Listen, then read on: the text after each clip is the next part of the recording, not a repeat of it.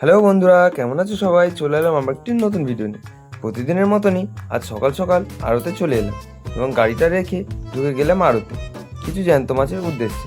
তো প্রথমেই কিছুটা জ্যান্ত মাছ আমি চটপট করে কিনে নিলাম। দেখতেই পাচ্ছি বন্ধুরা, আজ আড়তে বেশ অনেকখানি ভিড় হয়েছিল।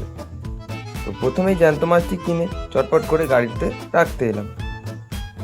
দেখতে পাচ্ছি বন্ধুরা, আর রুই মাছের কোয়ালিটিটা অনেকটাই সুন্দর এবং বড় বড় এবং একদম দেশি রুই মাছ, যার ওজন ছিল মাত্র 1.5 কেজি করে। আরও কিছুক্ষণ ঘোরাঘুরি করার পরে আরও অনেক রকম মাছ নিলাম। তার মধ্যে ছিল 4 কেজি সুন্দর সুন্দর ইলিশ মাছ, 4 কেজি ভোলা মাছ, 4 কেজি চিংড়ি মাছ এবং ছিল 4 কেজি পমফ্রেট মাছ। তো চলো বন্ধুরা, এবার বাজারে যাওয়া যাক। বাজারে প্রথমেই এসে চলো দোকানটি আস্তে আস্তে পেতে নিই। দোকানে এসে একে একে সমস্ত মাছগুলি পেতে নিলাম। যেমন দেখতে পাচ্ছি বন্ধুরা, সুন্দর সুন্দর ইলিশ, চিংড়ি, ভোলা সমস্তটাই একে একে পেতে নিলাম। দোকানটি সাজিয়ে নিয়েই প্রথমে একটি বড় রুই মাছ নিয়ে হাফ হাফ করে কেটে রাখলাম, কারণ দোকান চলতি সময় ওই রুই মাছটিকে হাফ করে কাটা খুবই সমস্যা। সেই জন্য প্রথমেই একদম সুন্দর করে একটি বড় রুই মাছ নিয়ে হাফ হাফ করে কেটে নিলাম।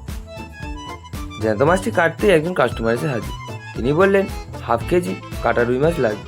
তো আমি যেই পিসটা 1/2 কেজি হলো সেই পিসটি চটপট করে মেপে কাটতে শুরু করলাম এবং ওনার কথা অনুযায়ী দাগা পেটি পিস করে চটপট করে মাছটি কাটতে শুরু করলাম।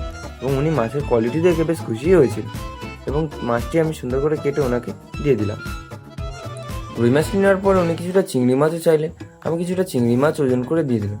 তারপরে অনেক কাস্টমারের ভিড় লেগে গেল। একজন কাস্টমার তো এসে নিজের হাতে কিছুটা ভোলা মাছও বাছতে শুরু করলো।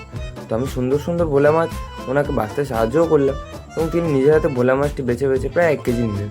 আমি এবং চটপট করে কাটতে শুরু করলাম এবং তোমরা দেখতেই পাচ্ছ বন্ধুরা, কত সুন্দর কোয়ালিটির ভোলা মাছ। তারপরে একজন কাস্টমার এসে 2 পিস ইলিশ মাছ চাইলেন। আমি একদম সুন্দর সুন্দর দেখে 2 পিস ইলিশ মাছ বাছতে শুরু করলাম এবং বেছে ওনাকে দিয়ে দিলাম।